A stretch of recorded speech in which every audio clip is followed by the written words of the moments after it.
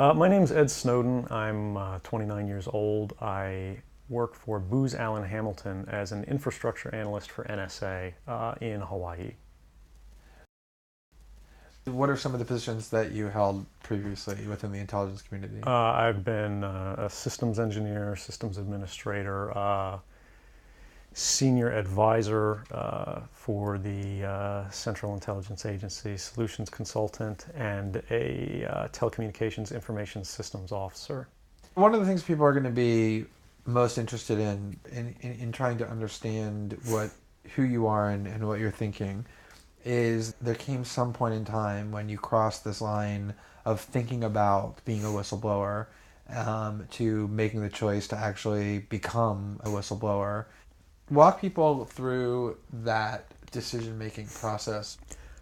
When you're in positions of privileged access, like a systems administrator for these sort of intelligence community agencies, you're exposed to a lot more information on a broader scale than the average employee. And because of that, you see things that may be disturbing, but over the course of a normal person's career, you'd only see one or two of these instances. When you see everything, you see them on a more frequent basis. And you recognize that some of these things are actually abuses. And when you talk to people about them, in a place like this where this is the normal state of business, people tend not to take them very seriously and move on from them. But over time, that awareness of wrongdoing sort of builds up, and you feel compelled to talk about it. And the more you talk about it, the more you're ignored, the more you're told it's not a problem, until eventually you realize that these things need to be determined by the public, not by somebody who was simply hired by the government. Talk a little bit about how the American surveillance state actually functions. Does it target the actions of Americans? NSA and the intelligence community in general is focused on getting intelligence wherever it can by any means possible that it believes, on the grounds of sort of a self-certification, that they serve the national interest. Originally, we saw that focus very narrowly tailored as foreign intelligence gathered overseas. Now, increasingly, we see that it's happening domestically. And to do that, the NSA specifically targets the communications of everyone. It ingests them by default. It collects them in its system, and it filters them, and it analyzes them, and it measures them, and it stores them for periods of time, simply because that's the easiest, most efficient, and most valuable way to achieve these ends.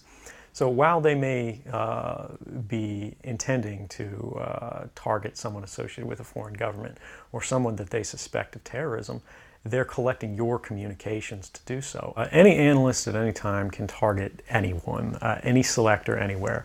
Where those communications will be picked up depends on the range of the sensor networks and the authorities that that analyst is empowered with. Not all analysts have the ability to target everything, but I, sitting at my desk, certainly had the authorities to wiretap anyone, from you or your accountant to a federal judge to even the president if I had a personal email. One of the extraordinary parts about this episode is that usually whistleblowers do what they do anonymously and take steps to remain anonymous for as long as they can, which they hope often is forever. You, on the other hand, have decided to do the opposite, which is to declare yourself openly as the person behind these disclosures. Why did you choose to do that? I think that the public is owed an explanation of the motivations behind the people who make these disclosures that are outside of the democratic model. When you are subverting the power of government, that's a fundamentally dangerous thing to democracy. And if you do that in secret consistently, as the government does when it wants to benefit from a secret action that it took, it'll kind of give its officials a mandate to go, hey, tell the press about this thing and that thing, so the public is on our side.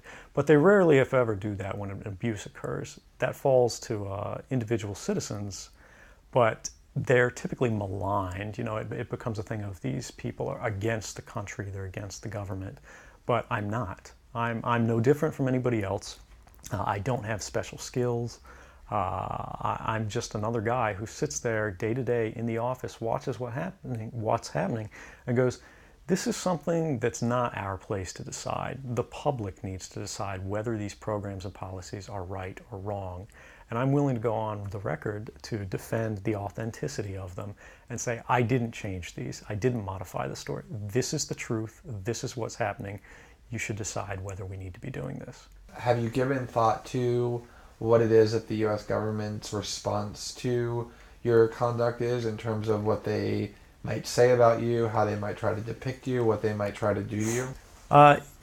Yeah, I could be, rendered by the CIA. I could have people come after me, or any of their third-party partners. They work closely with a number of other nations, or they could pay off the triads, or any of their agents or assets. We've got a CIA station just up the road in the consulate here in Hong Kong, and I'm sure they're going to be very busy for the next week. And that's a fear I'll live under for the rest of my life, however long that happens to be. You can't come forward against the world's most powerful intelligence agencies and be completely free from risk, because they're such powerful adversaries that no one can meaningfully oppose them. If they want to get you, they'll get you in time. But at the same time, you have to make a determination about what it is that's important to you. And if living unfreely but comfortably is something you're willing to accept, and I think many of us are, it's the human nature. You can get up every day, you can go to work, you can collect your large paycheck for relatively little work against the public interest, and go to sleep at night after watching your shows. But if you realize that that's the world that you helped create, and it's going to get worse with the next generation and the next generation who extend the capabilities of this sort of architecture of oppression, you realize that you might be willing to accept any risk. And it doesn't matter what the outcome is, so long as the public gets to make their own decisions about how that's applied. Why should people care about surveillance? Because even if you're not doing anything wrong, you're being watched and recorded. And the storage capability of these systems increases every year consistently by orders of magnitude, to where it's getting to the point you don't have to have done anything wrong. You simply have to eventually fall under suspicion from somebody, even by a wrong call. And then they can use the system to go back in time and scrutinize every decision you've ever made, every friend you've ever discussed something with, and attack you on that basis to sort of derive suspicion from an innocent life and paint anyone in the context of a wrongdoer. We are currently sitting in a room in Hong Kong, which is where we are because you traveled here. Talk a little bit about why it is that you came here, and specifically there are going to be people who will speculate that what you really intend to do is to defect to the country that many see as the number one rival of the United States, which is China, and that what you're really doing is essentially seeking to aid an enemy of the United States with which you intend to seek asylum. Can you talk a little bit about that? Sure. So there's a couple assertions in those arguments that are sort of embedded in the questioning of the choice of Hong Kong. The first is that China is an enemy of the United States. It's not. I mean, there are conflicts between the United States government and the Chinese PRC government, but the peoples inherently, we don't care. We trade with each other freely. We're not at war. We're not in armed conflict, and we're not trying to be. We're the largest trading partners out there for each other.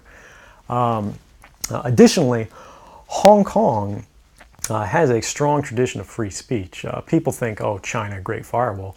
Mainland China does have significant restrictions on free speech, but the people of Hong Kong have a long tradition of protesting in the streets, of making their views known. The internet is not filtered here, no more so than any other Western government. And I believe that the Hong Kong government is actually independent in relation to a lot of other leading Western governments.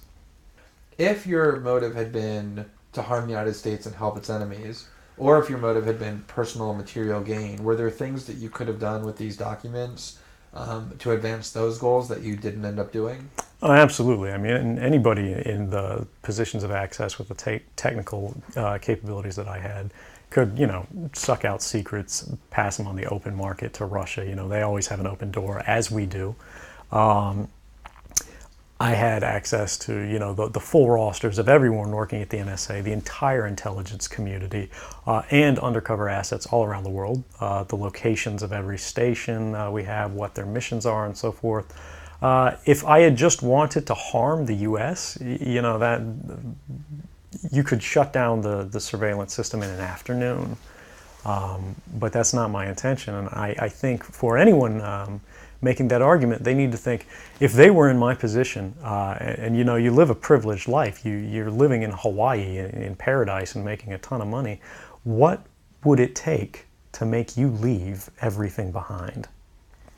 The greatest fear that I have regarding the outcome for America of these disclosures is that nothing will change. People will see in the media all of these disclosures. They'll know the lengths that the government is going to grant themselves powers unilaterally to create greater control over American society and global society. But they won't be willing to take the risks necessarily to stand up and fight to change things, to force their representatives to actually take a stand in their interests.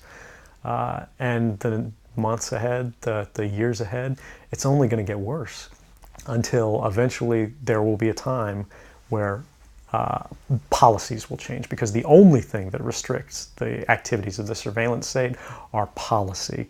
Even our agreements with other sovereign governments, we consider that to be a stipulation of policy rather than a stipulation of law.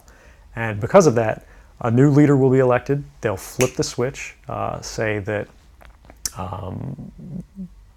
because of the crisis, because of the dangers that we face in the world, some new and unpredicted threat, we need more authority, we need more power, and there will be nothing the people can do at that point to oppose it, and it'll be turnkey tyranny.